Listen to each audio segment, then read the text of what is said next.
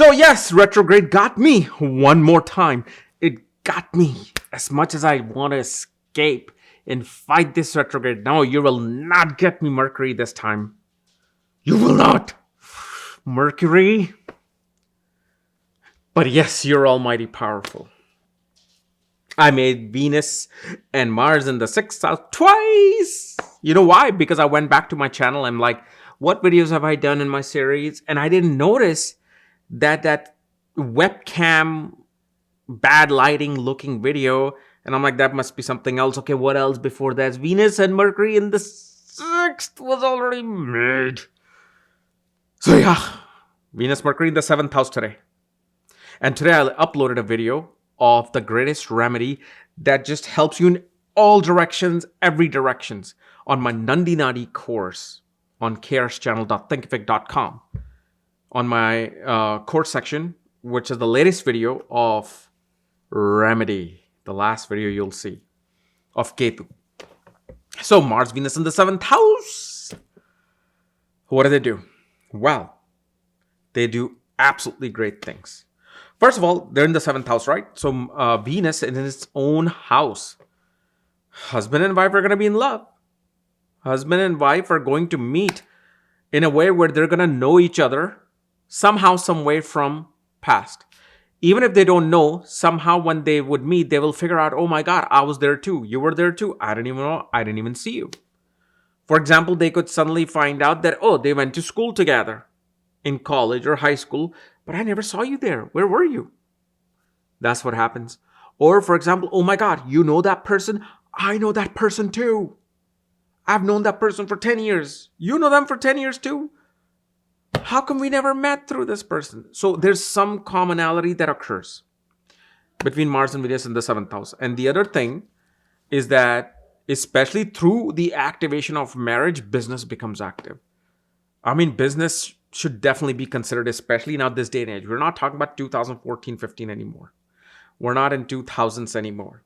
Where still we would be making sure that, oh my God, let's see if this person can do business or not. Oh, no. You have to survive by doing multiple things now. You can't just be secure in your job and just get that money and then think you can do well. I mean, everybody's out there exploring different avenues. Okay? Most people don't even realize. But I will see you on Web3. I'll see you on Web3. Once you go there, you'll automatically will probably see me. Most likely. Right? So it's like Earth is moving, time is moving, Kal is moving. And especially in this particular placement, marriage becomes the activator of attaining the property. Okay? And also when Mars is in the seventh house, you as the husband, meaning if this is in your chart, you're going to be under the command of Venus, meaning your wife. You can't overpower the wife. And neither they will let you, and neither you would want to. Now, let's say if there's a third planet in there, okay, or third planet impacts this, then things are going to go up and down, up. But if these two are there, I mean, this is like continuous boyfriend-girlfriend relationship in life. The other thing, especially after marriage, we see wife will have a surgery. But surgery pretty much simply means that a wife will have a C-section. Okay? Mars and Venus in the seventh house.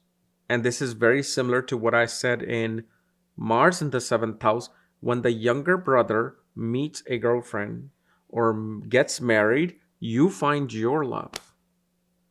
So if let's say you're 28 years old, your younger brother is 24, 23, tell them, go out, go get into a relationship. Go find someone. Be that cool brother or sister. Like, no, you need to get into a relationship. I want to introduce you to someone. Go introduce them to someone that they will like. Because when that person arrives in their life, your particular seventh house starts dancing. And specifically in this particular position, the more you go into business towards healing women, catering to women, even if let's say you're in a business of steel and you want to make money, you want to make more money, You need to find clients whose job or business is towards catering to women. For example, let's say in a steel business, right? So now a company is using steel to make perfume bottles. They manufacture steel made perfume bottles for this fashion designing company. Well, you target them because it is connected with women. And that's what's going to bring you the money and the wealth. And you will see, and of course we can't say like, well, you're going to get married early, on time, or really really late, because that's this position has nothing to do with that. It is the combination of planets that are going to show you that. But you will also see with this, um the first time when you meet either your wife or somebody you had a long-term relationship with, you will meet them in a car, you'll meet them in a vehicle, or near either their vehicle or your vehicle. Will it be your vehicle or their vehicle? You have to see who's in front. Is Venus in front or Mars in front? So those things will tell. And the other thing, especially, you will meet the person in a main city, like in a downtownish area. Even if you live in a small town, that small town still has a downtown area.